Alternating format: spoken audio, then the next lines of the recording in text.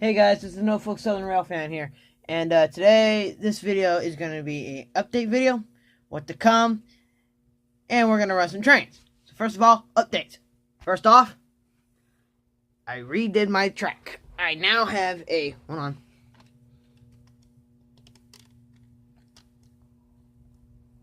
Oh, come on. Now have a working rail yard, which is completely isolated from the others.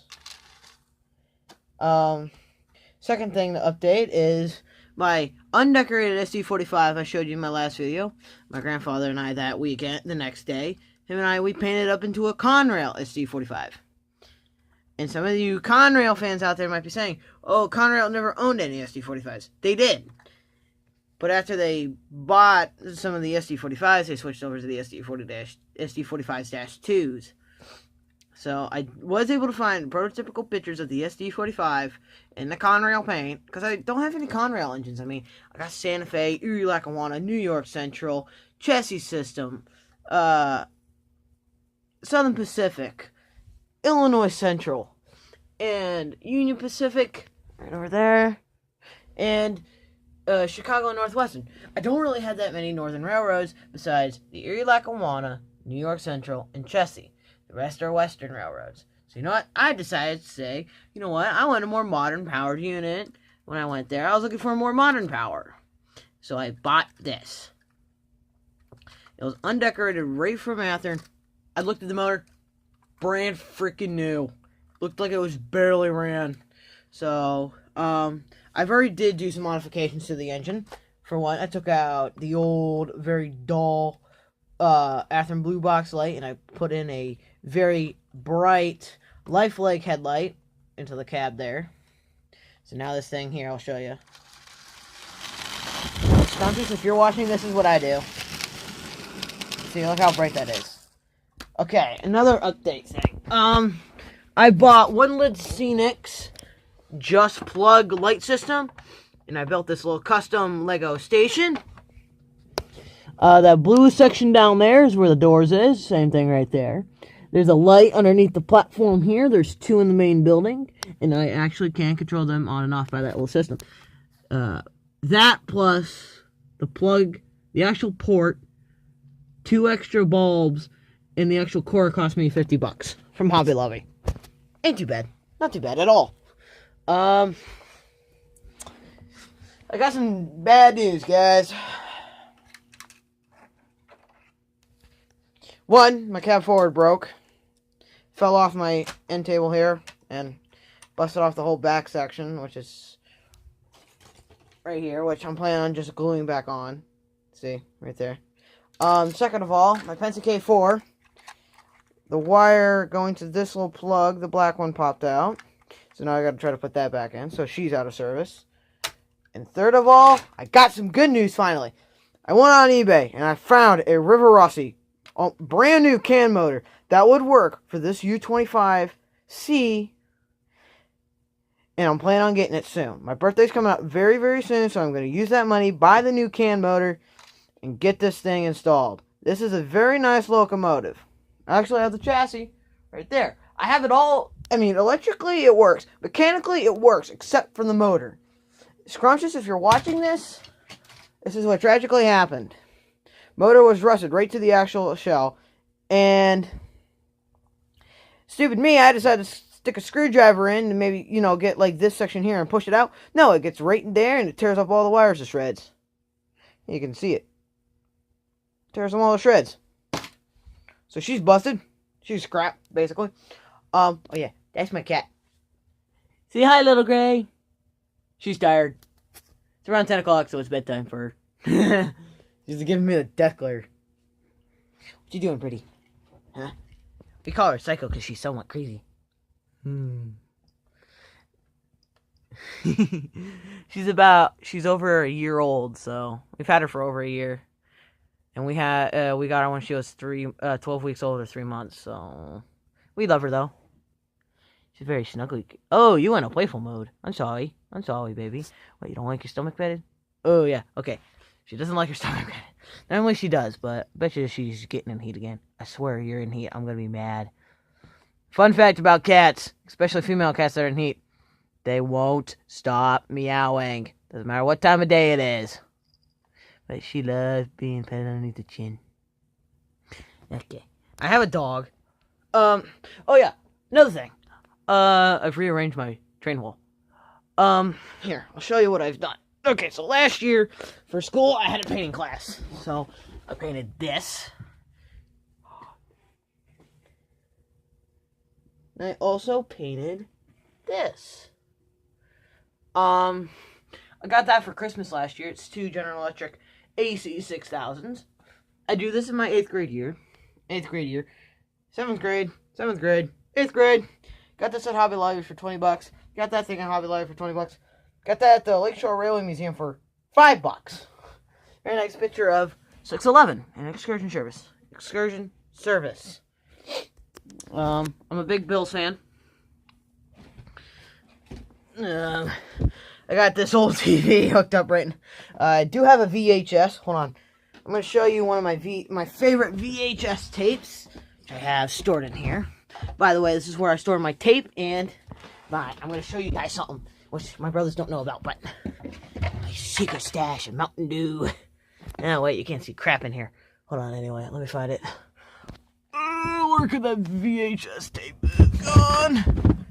No. Oh, come on. Can't see enough. I can find it. To the desk. Yeah, I got a crap ton of movies.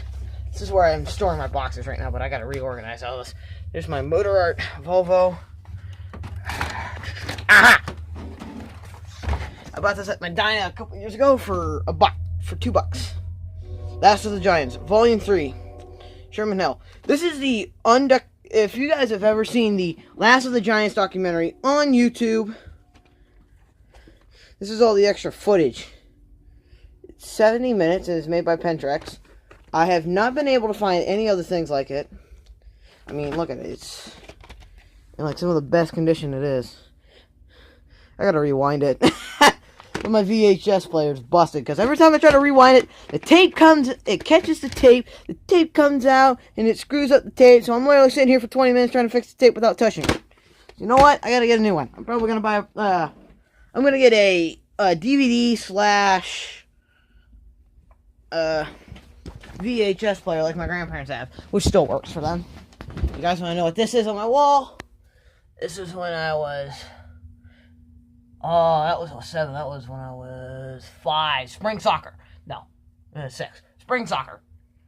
There's me. Tiny me. See? I got that black. It's been sitting over at my attic room, so I decided to hang it up. Oh, yeah. I also got this for my light switch, which I love. You want to see how bright this system is? It's a bright system. Oh, yeah. By the way, if you guys hear horns and stuff, I live out my window. I live next to 3 mainline tracks. I live next to 2 Norfolk Southern main lines and a NS main line, on top of a NS siding track that's used for the locals for switching Welches down the road. And also Better Big down there. Okay, back to the upcoming thing. Back to the trains. Hopefully, in the near future, as I've probably already stated, my birthday's coming soon. It's like 11 days away. So I'm going to be getting 2 Bachmann DCC and Sound Value ES44 ACs in the Southern paint job and the Lehigh Valley. Lehigh Valley is one of my favorite engines, and so is the Southern. They've only cost $120 off of trainworld.com, and this week only is their Thanksgiving sale. And I get paid Wednesday, so I'm planning on getting... I have $200 in my bank account. I'm planning on getting those 2 units. Then when my birthday comes around, hopefully get up to $80 and get a Bachmann DCC easy command system, and hopefully one day a couple easy companions. Wait. If you guys ever watch Rodimus Prime, which I would go check his channel out. His channel is very nice. He has some of the best kind of trains. He has Broadway Limited, Athearn Genesis, Wolf scale trains, which are awesome engines, by the way. I've seen videos of them. The only thing I've gotten from them are great reviews. I'm planning on actually saving out to get a couple scale train engines. A couple of their SD45s. No, SD40-2s. Norfolk Southern. Oh yeah. I got a new piece of rolling stock after I got all that. This is my first actual Bowser piece of equipment. This is a Bowser turtle roof Pennsylvania box car that I got for $3 freaking brand new in the box at my thrift store. By the way, if you guys live next to a thrift shop or an antique store, check them out, because you may never know what you find. Like, for instance, my buddy was in a antique shop, and he knows how much I love trains, and he knows how much I love the Santa Fe. He picked these two up for me for $14. This is a Bachmann old pancake motor, which actually, the only thing's wrong with it is it got a little clicking sound, but I've already replaced that gear, so the clicking sound's not that bad. This is a Tyco B unit. Same thing with this. This is a Tyco B unit. And then this is my good... Actually, I still have the box over there, but this is my this is my Canyon Chief F7. This is my Walthers PA1 E-Relac 1, my first actual Walthers blue box I've ever gotten. And since then, I got these two, powered a dummy. My next blue box was this SD45 right there. I'm custom repainting. My third one I ever bought were these two. And my fourth one was this one. I love Athearn blue boxes. They run well. They have good motors. They last. And on top of that, they have adequate details. And on top of all of that, they are super freaking powerful. This engine can haul every single freight car you see in this rail yard up this grade, which is about HO scale 2%, by itself and not stall. So it's awesome. In my yard, this is my AHM switcher I bought for $25. Worked. I mean, yeah, see? Watch this, though. This is what I mean by... Scrumptious has blocks on his layout, but what I have is an isolated section. So watch. Okay, so there's the Conrail. I'm turning out the power onto the Conrail. And I can go into the AHM switcher and run it in an opposite direction. Okay. So, yeah, I love this train. This is how I'm displaying my trains now. Sadly, the K4 is out of business, but don't worry, I'll get that one fixed real easy. Okay, now, let's run some trains. But first things first, what train should we run? That's the better question. You know, I haven't run those F7s there. I've been running the Niagara. Oh, by the way, hopefully in the near future, like around December 10th, I'm going to buy a bulk of Bachmann 22-inch easy track curves, and I'm going to replace all my curves on my layout with 22 inches, because that centipede tender doesn't really like the 18-inch radius turns. And also, some of these engines would perform really nice, like these Alcos, this engine, and my, that's also a okay, so, if you guys are, ever subscribed to SMT mainline, I still have a habit of calling them Scrumptious model trains. You know he has a CSX version of this, but this is a Dash 8. But Bachmann screwed up with this. Chicago Northwestern had only standard cabs, which this is not a standard cab. So technically, once I figure out the part number to get high-ad trucks, I'm going to put high-ad trucks on this thing, replace these Dash 8 trucks and put high-ads. Then I have a Dash 9, baby. I mean, besides the improper grills, but I really don't care. It'd be a very nice Dash 9. You know what? We'll run a long freight train today. I'm in the mood to do a very long freight train. This is how I have to run my trains, because this engine's faster than this, and my couplers don't like to stick. Look, they're the old horn hooks, or the rhino heads. I mean, I like them when it comes to, like, if, for instance, when it comes to, you know, if this engine's just slightly faster than this one. Well, at full throttle, they're both the same speed, but when you hook up a heavy train onto it, this one won't be, this engine won't actually be, you know, it won't actually struggle that much, but it'll struggle enough, so where if this one stutters, it comes undone, and then the train, and then it's just a nightmare to get the train back together. So I run them like this. Until I can get my ES44s, these are my two main haulers. And if you guys have never watched any of my older videos, I am not basing my railroad off of any realistic railroad. My railroad is called the HBL, which stands for Hubbard Branch Line Railroad. or the HBL. That's what I nicknamed it, the HBL. And so it's a little fictional railroad between Erie and Buffalo, between Erie, Pennsylvania, and Buffalo, New York, following the Norfolk Southern and CSX main lines. Except it's like 3 miles away.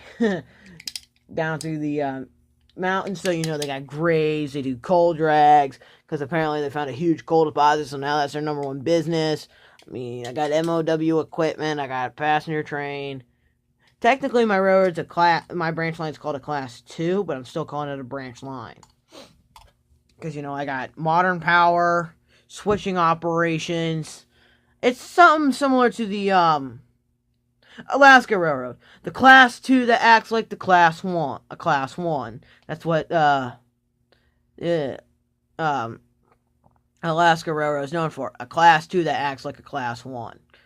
I think it's only a Class 2 because of the amount of track.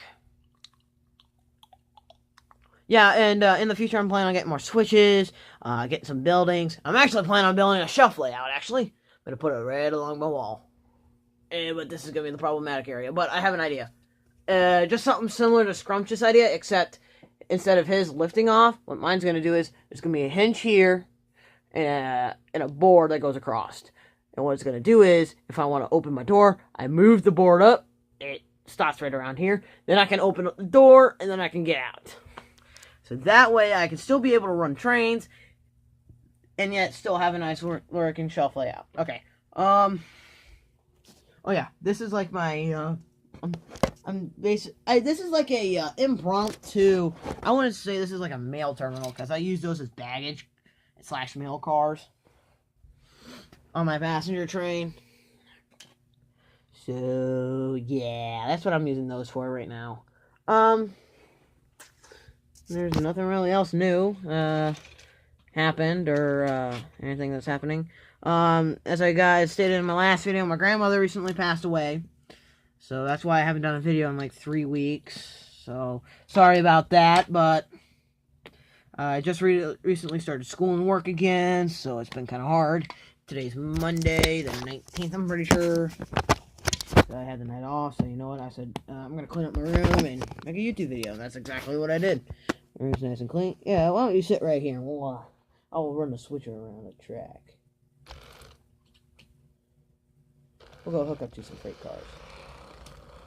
By the way, my track is a combination of Bachmann Easy Track and a Bachmann and Atlas Code 100. She's a little stuttery, but she works. Once you break her in, she'll run pretty good. Especially in reverse. This train likes to warn. This train works better this way than it does in forward mode. It doesn't stutter that much. Oh, derailment. She toppled on her side. The reason how I had the Atlas Code 100 track up to the height is I just stick Legos underneath it. I found out that one Lego plate is about the same. Yeah, ignore it. If it derails, it's fine, because of the switch, all the switches here, it automatically re-rails itself. So it's very nice in terms of that. I was able to get this Corning hopper to work again, stay on the tracks. What I had to do is, the weight, instead of the weight being flat on like this, what it is, it's basically like, it's like this on the ends, but then in the middle, it's up, and then it goes vertical. So what I did was, took some of my copperhead BBs here from my BB gun, and I stuck them in the actual bay parts of the hopper, like right in here, underneath the weight, and she runs quite well so far. For now, hold on. I'm very superstitious, guys. So if you hear a knock on wood, yeah, that's probably me knocking on something after I said something, which I probably shouldn't have. Like, for instance, that comment, that wise comment. Anyway, let's get this massive freaking monster freight train out.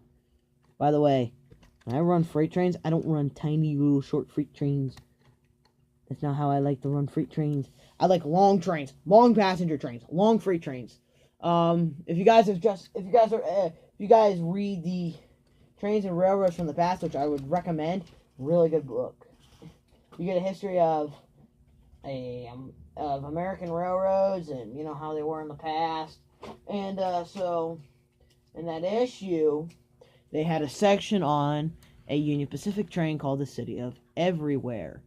That is towards the end of the passenger existence on all American Class 1 railroads back before Amtrak. Amtrak. The only train I can think, there's only like several trains. Trains on the Northeast Corridor, like the Amtrak Acela Express, and the Amtrak Auto Train, which runs between somewhere in Virginia to Florida, are the only two trains that I think are on time. So, besides those two trains, I don't know any other trains are known for their on-time service. And this is before any of that was created. This is before the American Passenger Corporation, aka Amtrak. But with what Union Pacific did back before they were either sold off their E8s to Amtrak, or they sold them for scrap, or they gave them the preservations, like the two E8 units, the 2A units, and the B unit that survives, that is used for head-end power sometimes on excursion train, on Union Pacific excursion trains.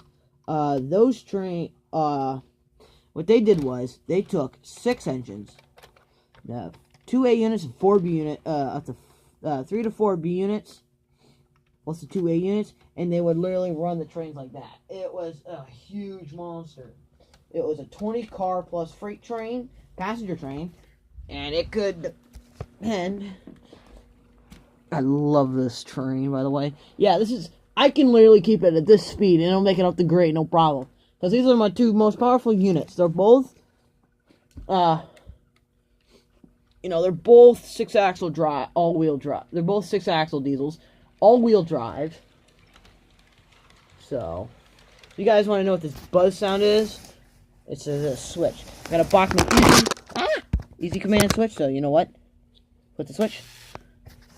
Press the button. Slide over, press the button. And bada book, bada boom, I have a switch. I don't have to actually realign it. Okay, let's watch for the freight train when she comes down the track. I cleaned underneath my bed too, so now it's like really clean under there, and I can see the train all the way around.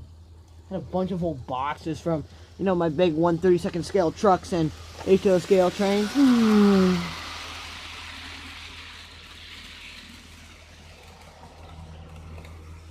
Oh, no! No, no, no! Not supposed to do that, dang it! My Conrad has had to uncouple and take off from the Dash 9. No! Supposed to stay coupled. Not supposed to unhook. That's why. The couplers at the same height. So, same height. Yeah, they don't really work out that well. Now, if the one's a little lower and the one's a little higher, then they work out quite well.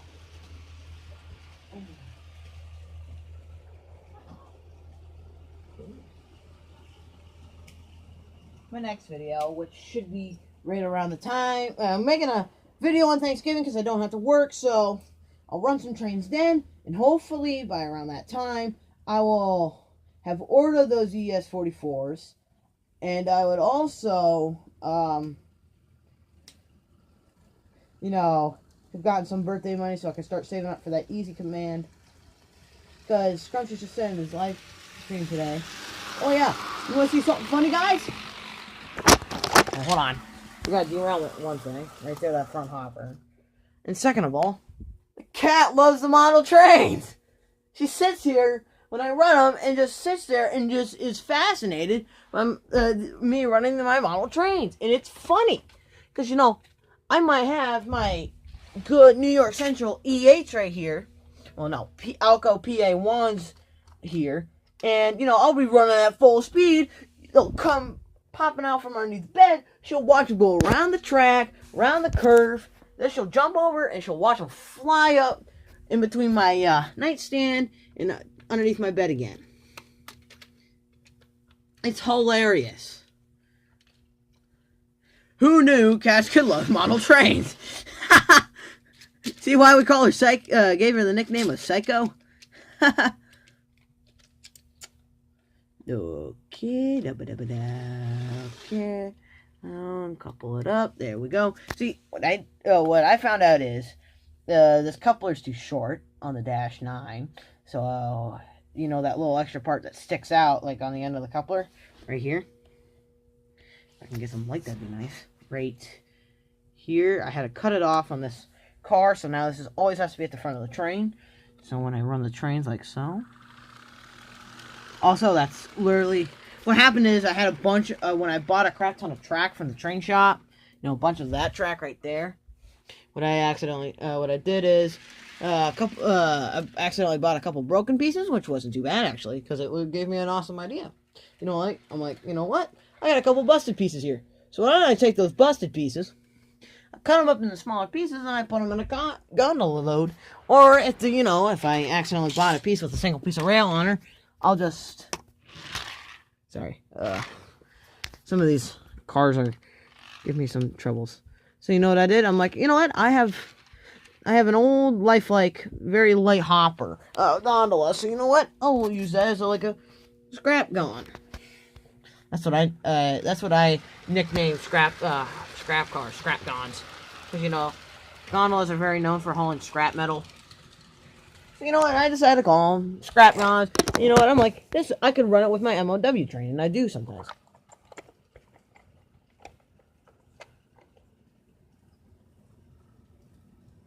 There's also times where I like to run them on my mainline freights, for instance, like now. So, you know, we'll probably watch the train go around one more time, and then I'll have to end the video, because we're going on almost a half hour. Right now, the train's coming down the downhill grade, and it's going up the grade now. Watch. Not even struggling. Oh, crap. I accidentally knocked over a freight car. I accidentally knocked over the last 3 freight cars on the train. So you might be here for a minute. Okay.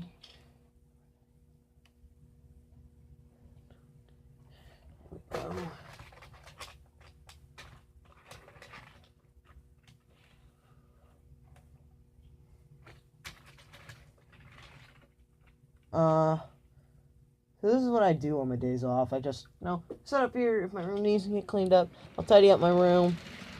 And you know what? I'll run some model trains. Might make a couple of YouTube videos while watching a crap ton. You know, I'll probably sit here and wait for Scrumptious to put on a live stream. Okay. So, this is...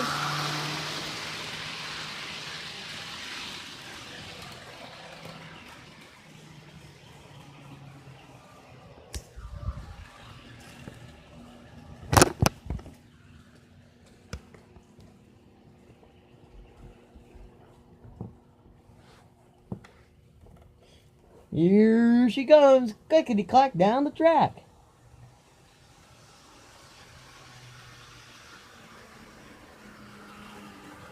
So this is the Norfolk Southern Rail fan signing off.